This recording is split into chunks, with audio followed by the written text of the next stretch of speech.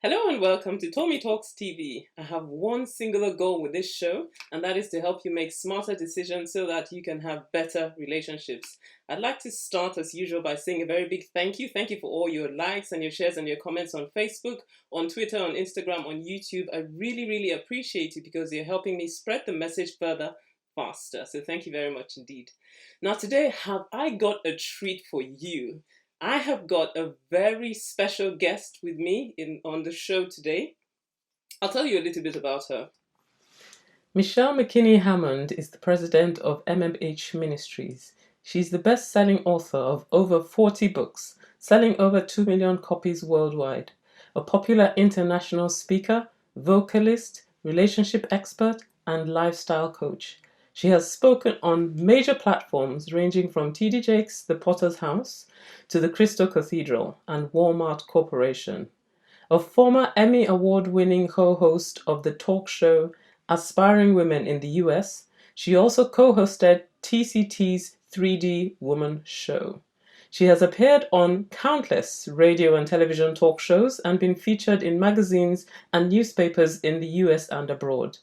Michele is a featured spokesperson with her own segment on Roma Downey and Mark Burnett's Lightworkers.com and Light TV network. She's an accomplished singer-songwriter with 7 CDs to her credit. Michele is also an actress, appearing in several television series and movies in Ghana, West Africa.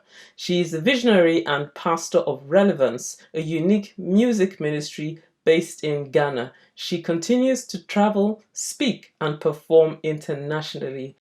Pastor Michele, welcome to the show. Thank you. It's so fantastic to have you. I'm so delighted. I can't tell you how excited I am to have you on the show. I've been following you for ages. So I'll tell you how I first came across you. So I visited a sister of mine, my other sister, and there was a book that was lying on the coffee table. So I just picked it up and I was, flipping through it because I love to read. It was titled, If Men Are Like Buses, How Do I Catch One? And obviously, I mean, that title just absolutely, it just caught me. And I was like, who is this person? Where have you been all my life? And this was in 2001. I was completely blown away. I'd been married for about 4 years then, and my husband and I were pastoring a church, so we just started singles ministry. And your books were like a lifesaver, so they became like guidebooks, that sort of thing. Wow. I've got with me here, Secrets of an Irresistible Woman. Wow, Secrets of an, yeah. 2005, and I bought this one. Sassy, Single, and Satisfied. I bought that in December 2005. Wow, I'm impressed. That's impressive. I've got so many of them. Wow. So thank you so much. I just need to say, on behalf of all the millions that read your books, thank you so much for the discipline, for taking the time, for putting all that information out there. You've been such a blessing, and the way you're so practical with the way you write, and the humor also, just it makes it easy to take in the things that you want to share. So I mean, I really appreciate your writing. Thank you so very much indeed. Thank you. Well, as Mary Poppins famously said, a spoonful of sugar helps the medicine go down. Absolutely. Absolutely. So before we go into talking about your amazing work with women that spans so many decades, I want to go back to the beginning. So you have an amazing heritage. So you were born here in London. Yes, I'm a Chelsea girl. You're a Chelsea girl. Oh wow. And then you grew up for some time in Barbados and West Indies, and then you moved back to the US, and you grew up you spent some time in the US, many years, I think, and then you live in Ghana, West Africa. Yes. So I'm a citizen of the world, most definitely. I was born in London. I was here until I was a toddler, and then I went to my mother's home country of Barbados, where I stayed until I was 7. My mom then married an American, and we moved to America, and I was miraculously reunited with my Ghanaian dad, and now I've been living in Ghana for about 8 years now. Oh, wow. Yeah. So I'd like to ask, so how has this unique heritage shaped your understanding of love and relationships? Well, I always said that the people from Ghana got off of the boat at Barbados because And the Nigerians landed in Jamaica. I mean, it's just obvious, you know, the temperaments. That's so good.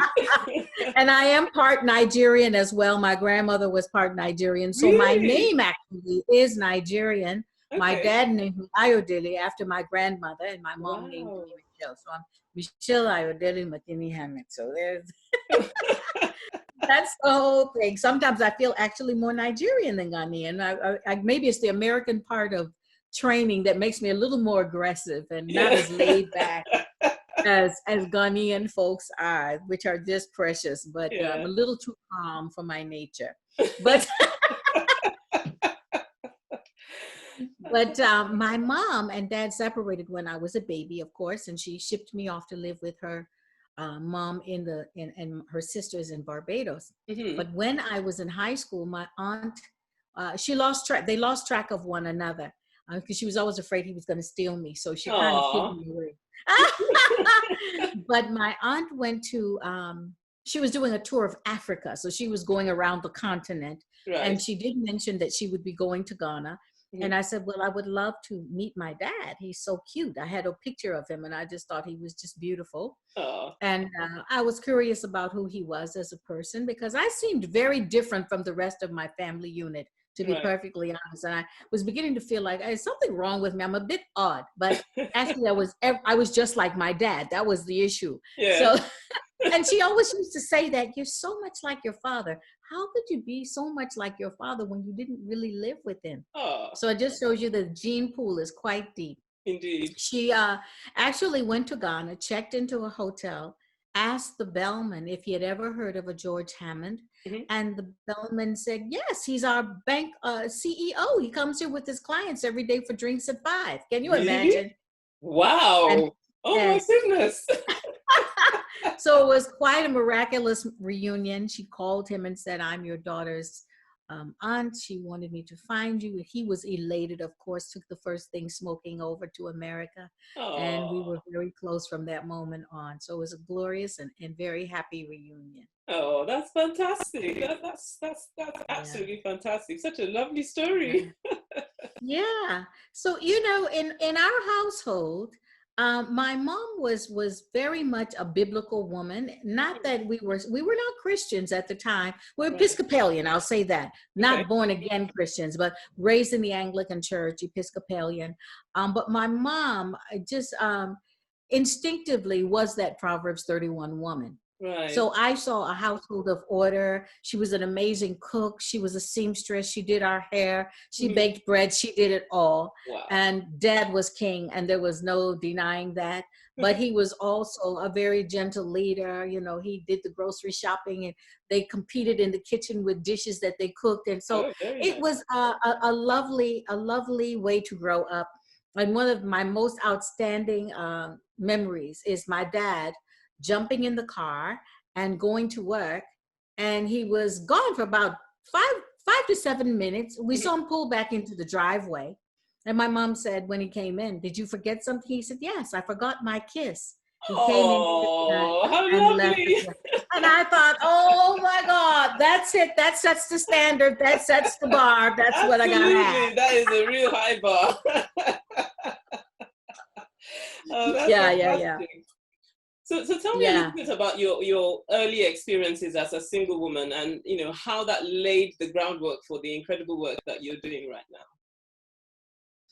Well, I tried and failed miserably through a lot of relationships. Let me just get that out of the way. I was in no way perfect. By the time I was raised in a very strict household, and because I actually was advanced in school by about 2 to 3 grades, I graduated when I was 16. So I didn't really get to organically morph into the whole relationship thing because that just was not allowed at my house. I was too young. My mother was very protective of my comings and goings and alignments. So I finally did go away to college. Well, actually, I fell in love before I went to junior college in the small town where I was, and met a guy. And we had a great relationship until my dad arrived from Ghana and decided he was not good enough for me and I must get rid of him immediately. Wow. And it turned into a whole Romeo and Juliet story that just did not end very well. Oh, yeah. So I ended up moving to Chicago pretty much as a respite to get away from the whole situation because it just became overwhelming. And matriculated into college life and meeting guys. Ended up dating this guy that was a basketball player. Don't do athletes, just don't do athletes. Okay. Warning. Don't do it, don't do it. But, so the bruises started, lots of bad mistakes. I ended up finishing school and going to work at an ad agency, the largest ad agency that was minority owned in the States. So I was caught up in the glamorous life of production of McDonald's and Ford Motor Company and Coca-Cola. Wow. And it was just amazing. Now, right before that, though, I was dating someone who pursued me and pursued me and pursued me and really loved me deeply. Unfortunately, we had an argument. He took a trip and he never came back because he was shot and killed in LA. Oh, wow. Oh, wow. So I spiraled after that. I mean, at 21, that's not the life you expect to live. No. That's how I became born again, actually. That really thrust me into the arms of the Lord. And so now life changes drastically. Indeed. Because a single in Christ leads a completely different lifestyle from a single outside. I made the adjustment well. I had to have a lot of talks with Jesus and get rid of some guys in my life. And, it was difficult. Let me just say that. I ended up dating a rock star who did not appreciate my new Christian lifestyle. Wow. And so that also did not end well. Therefore, my quest for how do I do this? How do I navigate as a Christian single started. Lots of conversations with other friends that I had talked into joining me in Christ, along with my church community of single friends. Right. We would have these powwows. And to be perfectly honest, Tomi, I got to the point where I just was sick and tired of being sick and tired. And so I kind of raised my little puny fist at God and said, listen, you know what? I'm not happy. I'm not happy with you. Wow, okay. And I need you to prove to me that I can be happy with just you, or I'm wasting my time in this thing called Christianity. I can't tell people Jesus is all they need if I don't feel that way. I don't want to be a hypocrite about it. So I need you to show me what this is supposed to look like and where I find the joy. And that was like it was a dangerous prayer, but it was a good prayer. Wow. Because he answered that prayer. Yeah. And he began to show me what love was supposed to look like and the value that he had placed on me. And just completely did a heart renovation work on me is really what happened. And out of that experience, as I was beginning to share the things that I was learning, my mentor, Bunny Wilson, at the time, who wrote Knight in Shining Armor, right, and Betrayal's Baby, and The Power of Liberation, the Power of Submission. Those were the 3 big books that she wrote. She wrote others, but those were the biggies. She said, you need to write that. No one's writing that. And I said, I can't write a book, Bunny. She said, girl, as much as you like to talk, you can write a book. It's just one long conversation. And I said, And that's what your books are like. They're like conversations, actually. That's what my books are like. Yeah. She said, one long conversation. I took that line and I ran with it. And that worked for me, just pretending that I was talking to my reader.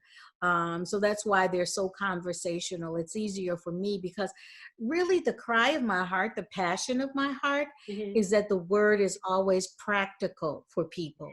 That they read it, they understand it, they're able to apply it and reap the benefits of it. And I think that was one of my earlier struggles, that I would read and the dots were not connecting. Right. And when they weren't connected, it led me to a place of frustration. So I had friends, fortunately, and great mentors who were great students of the word that were able to break it down for me and give it to me in bite-sized pieces that made me understand what God was saying. And I said, everybody should understand God's word like this, and it would help them.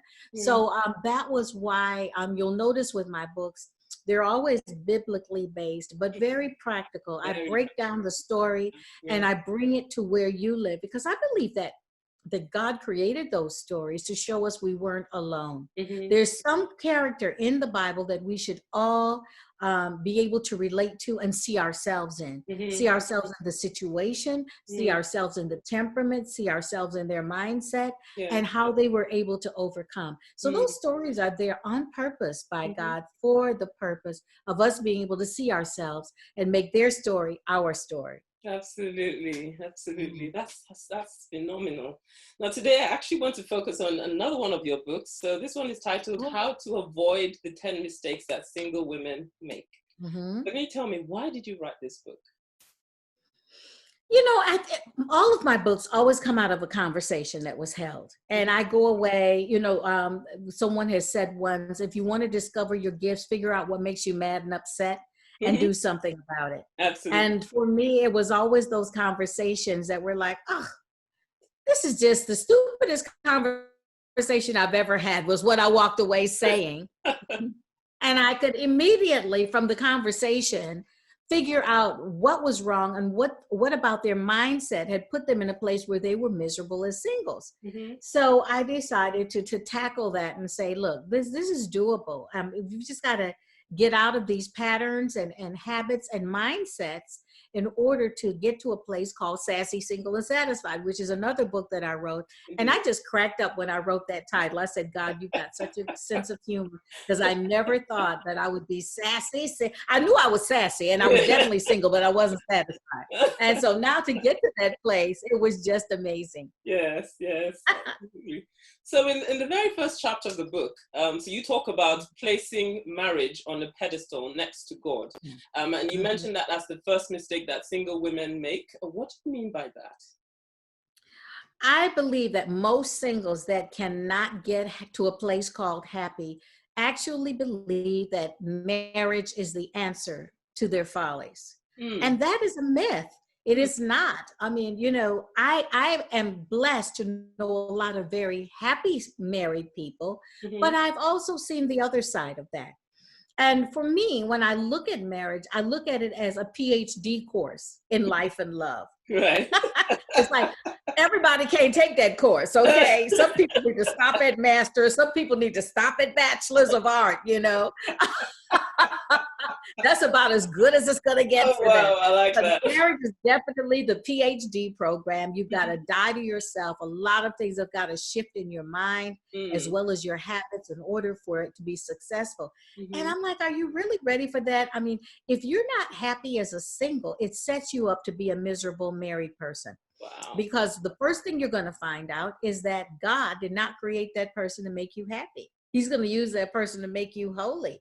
Now, out of holiness will come your happiness, but not in that order. So we find that a lot of people don't understand that it's not the partner that they're missing and grieving after. It's really their purpose. I believe that the hole in our heart is not a person-sized hole. It's a purpose-sized hole. I mean, married people get up every day and say, I'm out of here because you don't make me happy. So what's the issue? If marriage is the answer, then that would not take place. So it's got to be something else. And when you set yourself up by thinking that marriage is the utopia that you long for, it really sets you up for disappointment.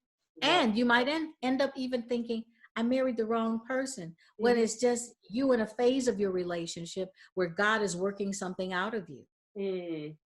Well, that's powerful. That's really powerful.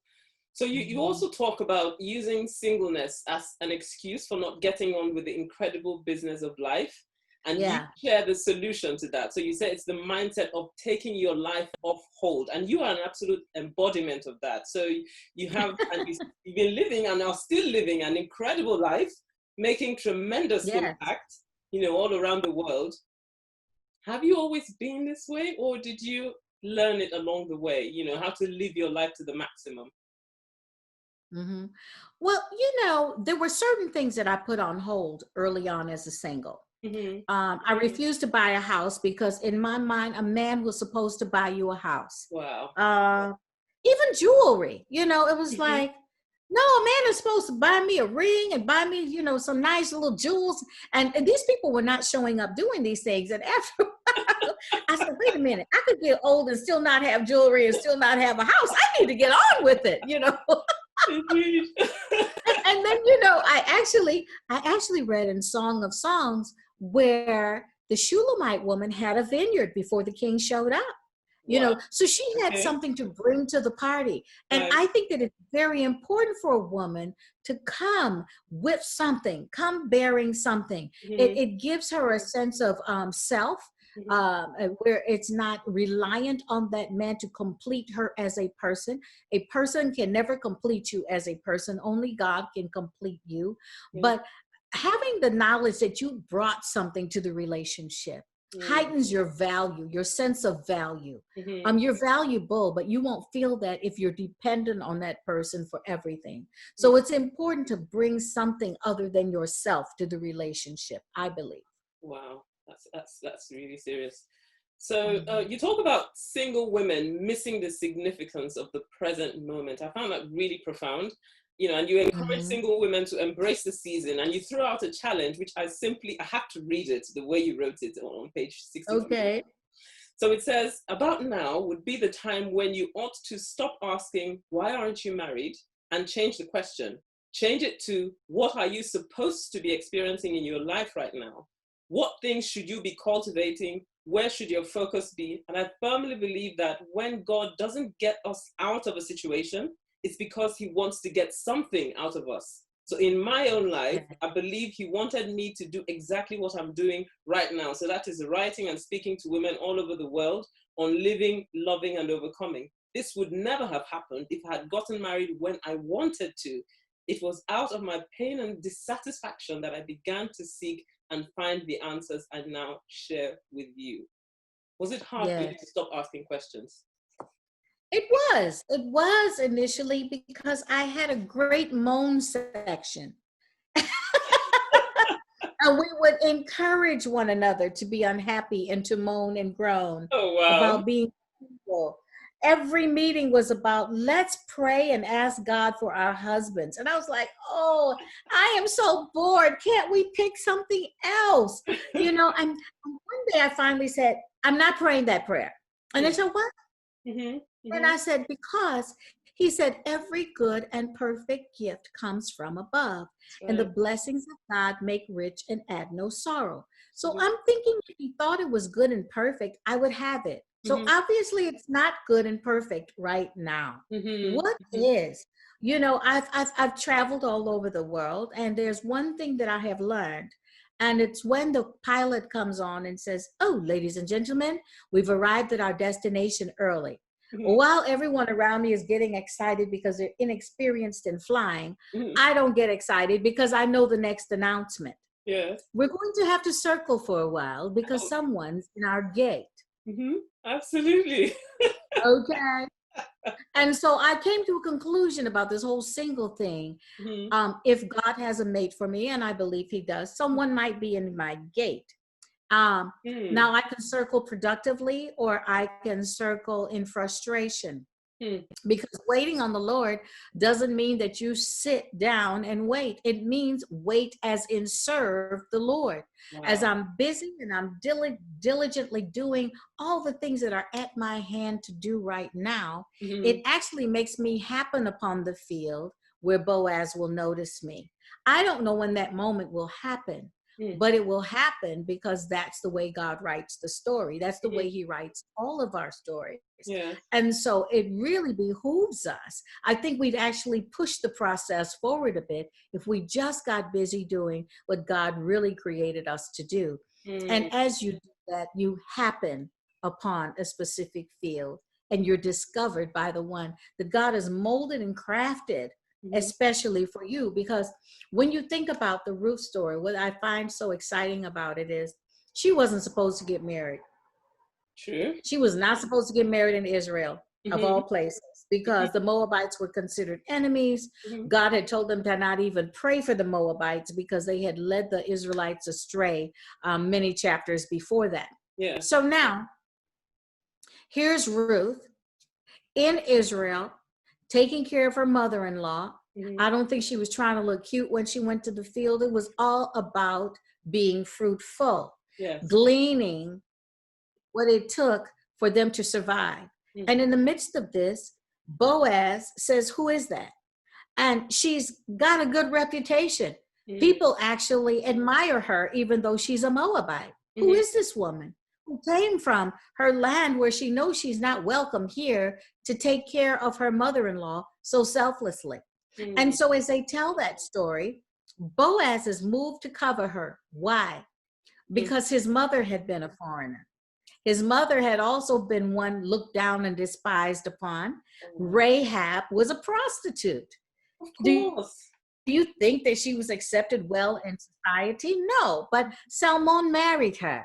And now she ends up in the lineage of Christ because God crafted the heart of a man who could enfold her in all of her unacceptedness. He accepted, loved her, and they were fruitful together. So when I look at that story, it lets me know that God is fashioning someone very special. Someone might be in your gate, or they might not have prepared the gate yet. So in the meantime, does the plane stop flying? No, it's still in motion. It's still doing what it was created to do. It's still taking people to a specific location, but it also is aware of the timing and when it will be permitted to land. And so when we think about our lives that way, it keeps us in production mode. You know, I fell deeply in love with a man, and he fell deeply in love with me. And for some reason, it just never worked out. Twice. He got married on me twice, girl. Can you imagine? Oh my God! Got married, came back, and got married again, and still declares his love for me to this day. Well, I had to say, God, really? What is the deal on that? And God spoke to me very clearly and said, there was nothing wrong with the relationship. However, if I had allowed you to marry him, you would not be doing any of the things you're doing now. See, purpose will always be placed higher than the partner in God's mind. Oh, wow. Because we are here for kingdom purpose, and we have to remember that. Now, when I told him that, he said, that's not true. And then he stopped himself and said, you know, maybe that is true, but I would have been a better person. Well, it wasn't about him just being a better person. God had a purpose for my life, people that he wanted me to serve as I served him. So, and he made it all right with me. That's the thing. In this single walk, we must allow God to make it all right with us until the time. I tell people all the time, marriage should not be the goal. That sets you up for frustration. Absolutely. That's like me being out in the middle of a desert and saying, I want ice cream. Well, there's no ice cream shop around. Why would I even dwell on the fact that I wanted ice cream? It's not the right time. I'm not in the right place to get my desire. So let me focus on something else. Let me enjoy the sunshine where I am. And when I get to the neighborhood where there's an ice cream shop, I can then say, oh, there's an ice cream shop. Let's get ice cream. Because now it's a possible desire to be fulfilled. Yes. So it's all about the focus and the perspective, essentially. Wow. Yes, definitely. Marriage should not be the goal. You know, marriage should be inspired when you meet someone that you know you could do life better with. They make you a better person. You make them a better person. And life gets better because of that person. Then you're inspired to say, I want to spend the rest of my life with this person. Wow, I love that. So talk to us about cultivating healthy love relationships. So one of the things that you consistently talk about is that women give away too much too soon. What do you... Oh, yes. You know, I think that a lot of women think if I just give him a taste of what life would be like with me, he'll want it. But you don't know what he wants yet, really. Right. You just have an idea of what you think you bring to the party. But actually, it's for him to discover you and want more of you. So if you give him everything, he doesn't want more of you. You've actually short-circuited his desire process. You see, a man decides to marry you when he's thinking to himself, how can I get more of her? Yes. You know the saying, always leave them wanting more. Yeah. But what we do is we go, well, if you know what it's like to love me, to have my body, to have my time, to have all of my adoration. No. Big mistake. Huge mistake. So there's the mystery of being a woman that makes a man want to have more of you. Let's look at the story of Tamar and Amnon. He wanted her, he wanted her, he wanted her. He thought he'd never be able to have her. It drove him to be sick. He was so obsessed. But when he violated her, that love turned to hatred. He had it. Okay, been there, done that. Next. And she was cast off. You know, so women set themselves up a lot by offering way too much of themselves, too much information sometimes. Don't feel you've got to volunteer all the details of your last relationships, because that man's going to start thinking, well, if none of them wanted her, why should I? Yeah. You see? Yeah. So I think that we should spend more time asking questions to see if that person qualifies for us, rather than trying to convince them that we're qualified for them. Dating is not for mating, it's for collecting data. Right. Okay. That's tweetable, that's highlightable, that's amazing. So talk a bit about not making desperate moves and leaving the pursuing to the man, because you talk about that quite a bit in your book. Why is that important? And what is a woman to do when she feels that she knows what she wants, but the man doesn't seem to be paying attention? Well, then if the man isn't paying attention, he's shown you what he wants, and it's not you. And that's just a hard fact that you have to receive. Men definitely pursue what they want. I mean, look at them. They run on down the field after a little ball, for God's sake. So, you know, that pursuit is a part of their nature. They love pursuing, they love conquering, and we kind of take the fun out of it when we flip the tables. Now, when we flip the tables, if the man's got nothing going on, he will go ahead and respond to you. You know, it's something to do until he sees something he wants to pursue. So a lot of women set themselves up for rejection and wonder what happened, because he was so into me, but he didn't want to commit. He was still looking. In his spirit, he was still looking for the thing that he was supposed to be pursuing. You've got to allow that to play out. It is spiritual. It is in their DNA. Men are hunters, and we need to be caught by them. That doesn't mean that you're off-putting, because here's the thing. The plane is circling. It does need some direction to get to the ground. It needs to have clearance from the field below. So men's greatest fear is rejection. So being too hanky and having a chip on your shoulder does not help you. What you do is you circulate, you make yourself available, you're friendly, you're open. But if they don't take the bait, then know that you're not for them. And that doesn't mean there's anything wrong with you. They just have a different picture in mind of what they're looking for. It's like I was in advertising, and we would go on casting calls for commercials. And I would see many people who were great. They just weren't right for that particular part. I filed them in the back of my mind and said, I want to see that person again. And sometimes I even created a part that was for them because I thought they were so good. So we have to understand that it's not any affront against your value if you're not chosen by that person. You're just not the right fit for that person. They're looking for something else. That's really encouraging. And let me change tack a little bit.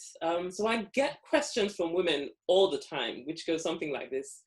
I'm trying to stay away from sex till I get married, but all the men who come into my life seem to want sex up front, even the Christian men. That's what they say these days. So I'm now over 40. Am I being too picky? Should I give in? What do you say to them? I say no, stand on your square for Jesus, do things the right way, but adjust your tactics. It's a good thing for a man to want to have you. I mean, God puts that in them to make them wake up and look for their mate. That's really what that testosterone thing is about. It's about get up, fool, go look for your mate. Now, if you give into that, it puts them back to sleep. Now, that's when we hear stories of, I've been dating this person for 3 years, 4 years, 5 years, 6 years. And I'm like, you couldn't possibly still be staying holy all that time, number one. And number two, why isn't he moved to marry you? Because why buy the milk when you can get it for free? We know that. So we set ourselves up to be our own worst enemies by compromising who we are. I always tell people, you know, in the States, I don't know if they have it here, Sam's Club, Costco. Oh, yes. When you go there on a Saturday, they have all these taste test stations. Right. Yes. People walk by and taste stuff. And, you know, I go back and get 2 and 3 sometimes and still don't buy anything. Because I don't want to spend the money, right? Why not? So, you know, a man will taste you. He will taste you as many times as you allow yourself to be tasted. And he knows now he doesn't have to make a commitment to have a meal. We can have a meal. So how do you flip that script? Don't get sanctimonious. Don't be religious about it, but just tell him, you know, I really like you. If you're putting your hands on me, then I need to know what your intentions are. Where do you see us going? You get to ask the hard questions at that point. And that will test his heart for you to know where he's seeing you in his mind. He might say, I don't like you that way. Well, then you don't like me enough to have my body either. Absolutely. Okay. Yeah. Secondly, if he's intentional about it, then say, well, I'd rather wait for Christmas for the gifts to be opened. And I also would like you, I would also like to keep you in the right place with God. And I want you to help me stay in the right place with God, because we need to learn how to honor ourselves before we're married. And part of that honoring is us honoring one another enough to stay in the right place and help one another stay in the right place before God, so that he can bless what we choose to do together. That's powerful. That way, that empowers him to be a part of the process of holiness. If you're the policeman of his holiness, he will resent you. So you need to empower him to be the leader and want to be the one that covers you in your holiness. Oh gosh, I love that. That is so powerful. That's so powerful. Right. Let's talk a little bit about the pain of poor choices in romantic relationships, you know, poor choices that are driven by the pressure of the moment. So, in other words, somebody wanting to choose to be with the wrong person rather than risking being alone. And I just want to read something which you've written in your book. It says, the pursuit of immediate pleasure can be overwhelming, especially in light of an uncertain future. Will we ever really find someone who will love us the way we long to be loved? What if Mr. Right never comes along? Would it be so wrong to settle for Mr. He will do? Now you've lived in the States and you've lived, you know, you now live in Ghana, and you understand, you know, the pressure, particularly in African communities, for women to get married. I understood the pressure before I got to Ghana. Before you got But now you see it's even stronger, you know. So how do you balance that? How do you balance that pressure against the patience of actually waiting for God's purpose for your life? Well, I had to make a decision that man's opinion of me was irrelevant in light of what God sees in me. First of all, so I am not bound to Auntie Yaba's opinion of the fact that, Ayo, you should be married by now. What is this? You're not serious. That doesn't faze me in the least, because I'm like, I got to answer to God for a bad decision just because you want me married. I don't think so. Plus, you will not be living at my house dealing with my drama. So, you know, in the light of that, I don't believe that something is better than nothing, because the right person at the wrong time can be held. You understand? So we want God's best. We want God's best setup. We want the best situation for ourselves. And you know, peace always accompanies God's purpose and plan. So I know I get so grieved sometimes because I'm in Ghana and I'm watching people get married who know they should not be marrying who they're marrying, but you know, it's time to get married, and it's like, this is not going to end well. And don't call me. I don't even want to hear about the drama once you say I do, because I expect it, and I've told you before, and you didn't listen. You know, and ultimately it boils down to that. So I always ask people, what do you want your life to look like? What do you want your relationship to look like? If the person does not measure up to that, you know, and the thing is you've got to take your time, because as my mentor Bunny would say, patience is the tool that uncovers deception. Anyone could be wonderful for a couple of months, and then their true self comes out. Or they pretend until they get married. But let me tell you how you'll know if that person's not right. Other people around you will see it, and they'll be trying to tell you. Stop telling them they're jealous. Stop telling them you just don't want me to get married. And really listen, because they don't have the rose-colored glasses on. They're seeing that person as they are. And don't make excuses for that guy's bad behavior, because he will be showing you hints of himself. There will be red flags. Are you looking? Are you looking at those red flags? Save yourself. Jump out before you are consumed by the fire, because inevitably the stuff that's halfway cute will be a bother when it's in a permanent situation. So it's really important to listen to those cues, listen to counsel, listen to your own spirit, because the Holy Spirit is trying to tell you, but you're making up excuses for that person, or you're saying, oh, it's just, no, it's not just.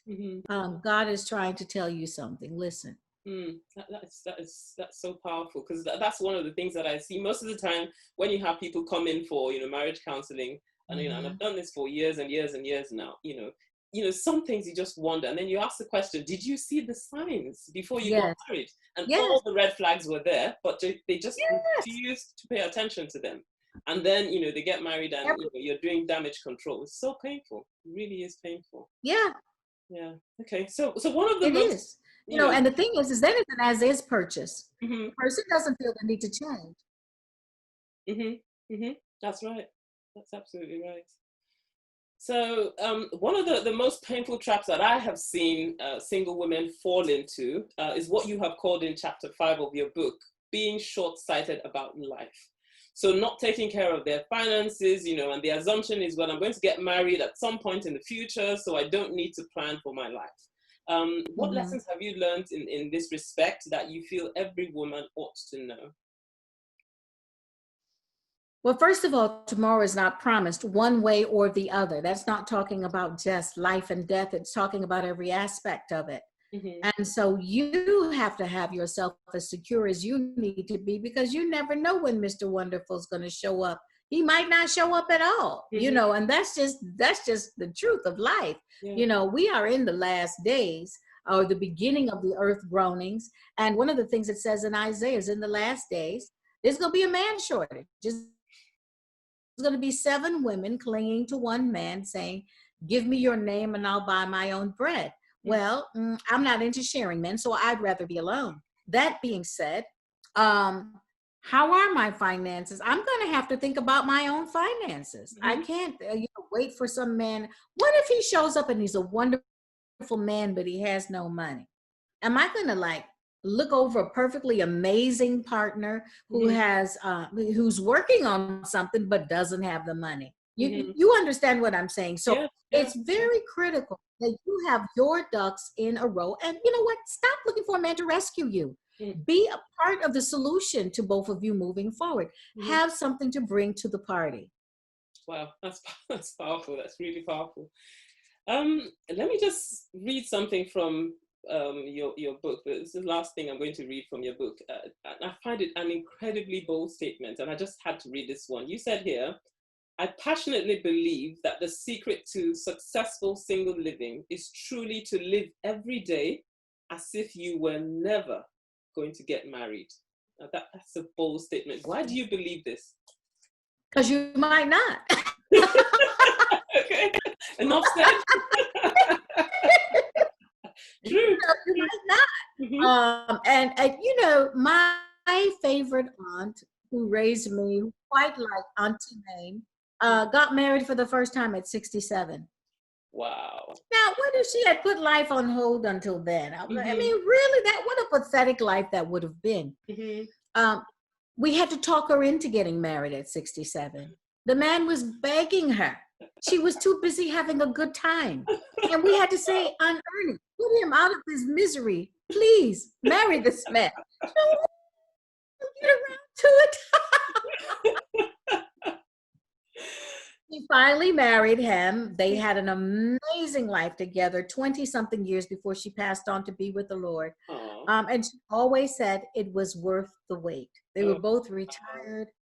They went on 2 and 3 cruises a year. They did ballroom dancing twice a week. They had a marvelous time together. They were best friends and truly took care of each other. We used to call them frick and frack. They were just joined at the hip every inch of the way. Yeah. They both knew what they wanted by that time. And they both knew who they were. And they both brought something to the table and were able to live a good life together.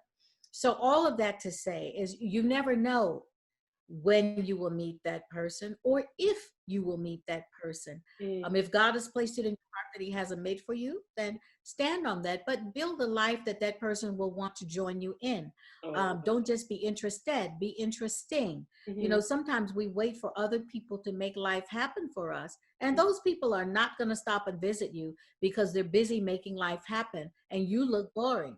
So you know, be the party that you want, that you know, people, your life should be the party that someone wants to attend. Wow. That's that's amazing. Right, it's been so fantastic. I mean, just to round up, I mean, we know that there are all sorts of struggles that are associated with being single, which cannot be ignored. So people write to me all the time. They talk about the loneliness, they talk about the loss of self-esteem, they talk about dealing with sexual pressures, you know, about being judged and not being valued by society because they're not married.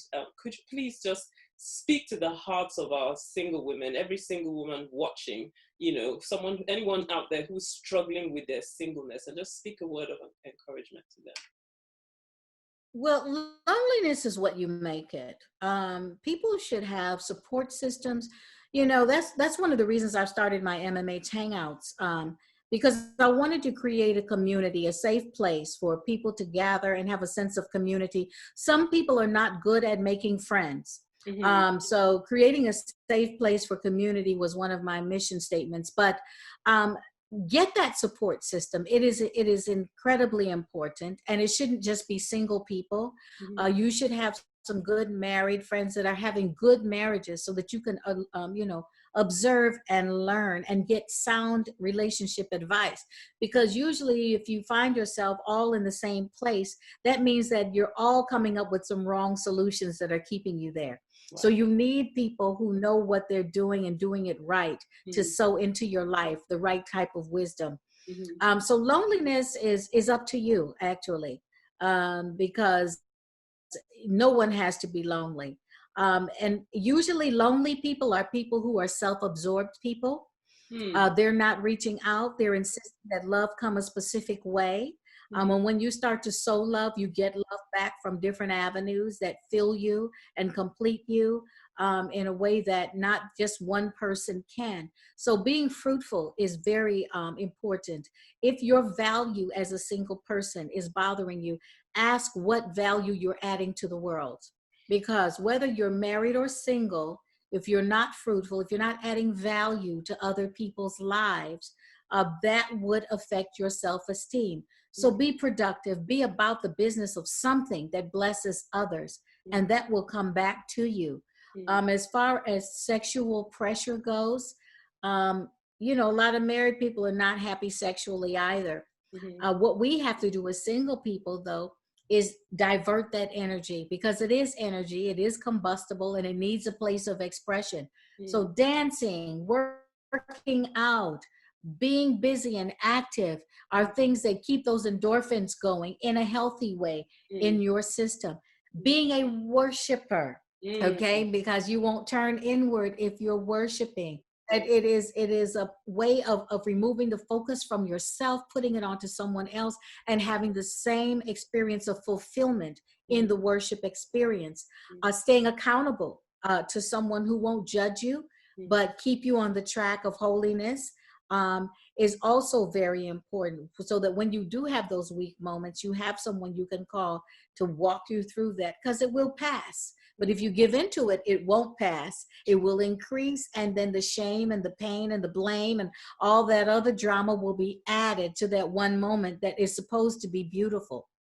So those are just a quick synopsis, I would say.